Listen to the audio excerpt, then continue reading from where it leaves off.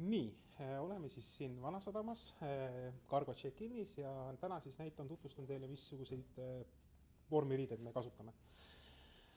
Talvel on meil olemas paksud talvepüksid, kindlasti turvajalanõud, mis on siis tugevdatud ninakähil. Siis meil on kõrgnähtav jope, mis siis hoiab sooja ja on ka siis veekindel.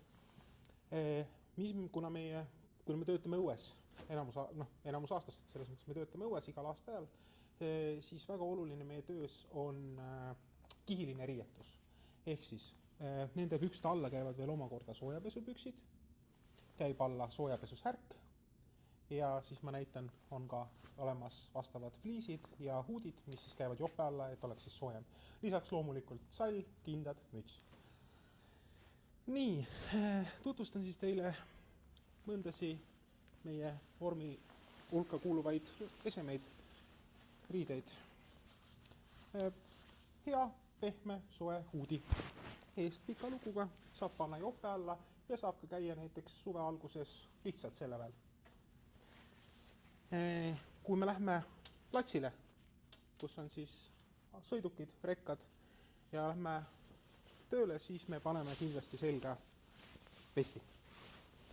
See käib siis selle kohta, et suveperioodil või kui on soojem ilm, siis me võime selle vesti panna huudi peale või lihtsalt T-särgi peale. Siin on näha, et siin on väga palju taskuid, kus me saame hoida raadiosaatjat, siin on töötõendi hoidik, veel taskuid, et selle on väga praktiline ja väga kasulik kanda ja me oleme kõrgnähtav sõidukitele. Kui juhtub, et on väga vihmane ilm ja vahest on väga vihmane ilm, siis meie kasutuses on sellised spetsiaalsed materjalist pikad vihmakeebid, et hoiavad väga hästi vett, sooja nad küll ei pea, aga vihma vastu kaitsevad väga hästi ja kaitsevad siis ka püksisääri, et kuna tegemist on mantliga, siis ta on väga pikk.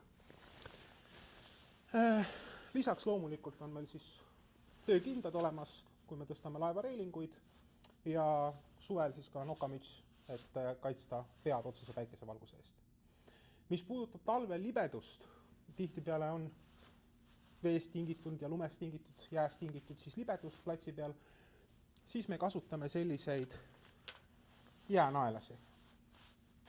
Need on siis kummist ja siin on siis need jäänaelad, käivad need siis saapa alla, jalanõu alla ja need siis kaitsevad meid selle eest, et me ei kukuks, ei libiseks, et meiega ei juhtuks õnnetust.